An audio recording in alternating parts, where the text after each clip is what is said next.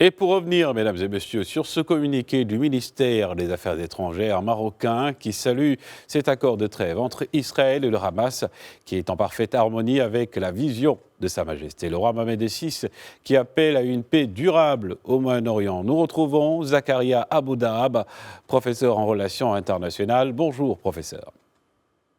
Bonjour, cher Aboubakar. Bonjour.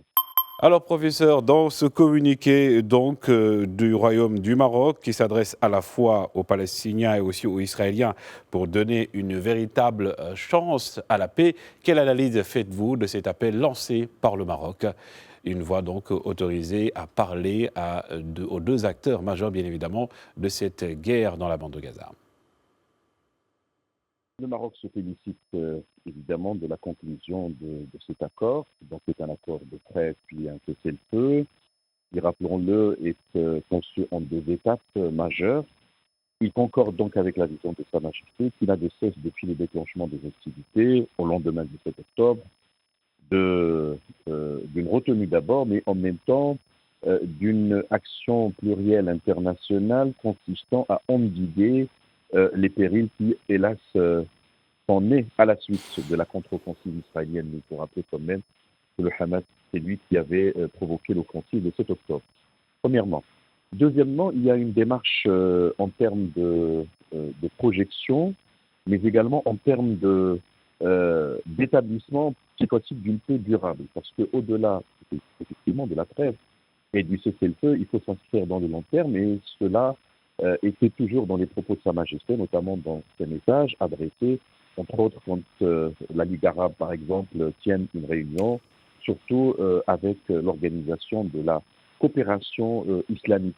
Une paix durable est toujours cette question de revenir aux frontières de juin 1967 avec évidemment la création d'un État palestinien reconnu dans ces frontières de juin 67 et en même temps permettre aussi à Israël de vivre côte à côte aux Palestiniens. Cela est important avec Al-Quds Est comme capitale pour les Palestiniens. Moi, je crois que le Maroc, de ce point de vue, pourrait contribuer par la suite à enclencher un processus, cette fois-ci négociatoire, à même, encore une fois, d'asseoir les piliers d'une paix durable. Et c'est cela la véritable gageure. Et moi, je crois que le Maroc sera toujours prêt, comme il l'a été, non seulement en la qualité de Sa Majesté, comme président du comité Al-Quds, et les actions sur le terrain qui ont été menées notamment par l'agence Malbeit Al-Quds Sharif et d'autres actions internationales, multilatérales, régionales, mais également en raison de la prédisposition et la disposition du Royaume à conjuguer ses efforts avec d'autres, notamment les médiateurs, les États-Unis, le Qatar, l'Égypte, l'ensemble aussi des pays arabes et toutes les puissances, ou du moins, on va dire, les acteurs engagés. On pourrait voir du côté de l'Union européenne, par exemple, le Maroc sera toujours prêt à conjuguer ses efforts avec toutes ces parties prenantes pour réaliser ce vœu. Il ne faut pas qu'il soit pieux, il faut y croire. Et je crois que c'est cela l'essence de la démarche de Sa Majesté, telle que exprimée hier par le communiqué rendu par le ministère marocain des Affaires étrangères. Et justement, professeur, ouvrir aussi la voie à un vrai processus de paix permettrait l'établissement d'un État palestinien. C'est ce que demande le Royaume du Maroc. Cette requête aura-t-elle une suite, selon vous, dans le contexte actuel? Alors, d'abord, il faut quand même qu'on reste, de ce point de vue, du point de vue de l'analyse réaliste. C'est un accord de trêve qui vient d'être validé hier par le cabinet de M. Netanyahou, donc on va dire le Conseil des ministres restreint. On attend sa validation par la Knesset, mais de l'avis de l'ensemble des observateurs, ça va être acté. C'est un accord qui va entrer en vigueur demain. Il est sur deux étapes.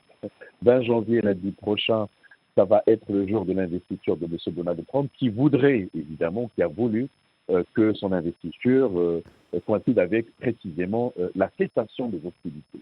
Et sur le plan donc stratégique, on va dire que la démarche aujourd'hui, c'est premièrement préserver cet accord de trêve et garantir que ces termes, je crois, il y a 10 points majeurs. On n'a pas le temps de rentrer dans les détails, bon, au-delà de l'échange des prisonniers, de guerre, des blessés, etc., mais également le retrait des forces israéliennes avec un périmètre de sécurité qui va jusqu'à 1 kilomètre à peu près, toutes choses étant égales par ailleurs. Le plus important aujourd'hui, c'est de mobiliser d'abord les énergies au niveau international pour reconstruire Gaza qui a été complètement détruite, ou du moins, selon encore une fois les observateurs, à 70%. Et puis en même temps, non pas dissuader, mais au moins faire en sorte que si on viole cet accord, si on revient à la situation antérieure, cela va être une catastrophe, non seulement pour les Palestiniens et les Israéliens, mais également à toutes les populations au niveau du Moyen-Orient, déjà impactées par des plaques tectoniques et des mouvements de fond. Alors on parle du Liban, on parle de la Syrie. Heureusement, le Liban finalement a choisi son président, il a désormais un Premier ministre, le cessez-le-feu a été instauré depuis novembre dernier, etc., etc. Moi, je crois que, premièrement, il y a une démarche de terrain qui consiste à superviser la mise en route de cet accord, je l'ai dit tout à l'heure, à partir de demain, au-delà des médiateurs directs, les États-Unis, le Qatar et l'Égypte, mais il faut qu'ils soient aussi parrainés par les Nations Unies, et puis par la suite, véritablement aller dans le sens peut-être de l'organisation de plusieurs rencontres internationales, peut-être des conférences internationales, non seulement par rapport à la question de la reconstruction de Gaza, parce que le Qatar s'est dit prêt à le faire, mais évidemment, il faudrait que d'autres s'y associent, mais en même temps pour définir les termes et les contours d'un État palestinien qui, pour nous, arabo-musulmans, existe déjà, mais maintenant, il faut que cet État puisse avoir le statut, non pas seulement d'observateur auprès de l'ONU, mais qu'il ait la pleine souveraineté. Alors, c'est la véritable,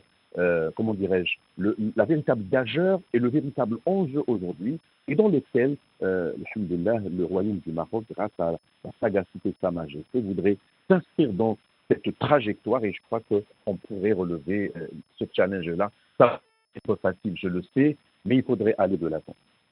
Il faudrait aller de l'avant par rapport donc à cette trêve entre Israël et le Hamas qui entre donc dans la lignée de l'harmonisation mais aussi de la vision éclairée de Sa Majesté le roi Mohamed VI. Zakaria Abouda, merci encore. Je rappelle donc que vous êtes professeur de relations internationales à l'Université Mohamed V de Rabat. Merci, au revoir.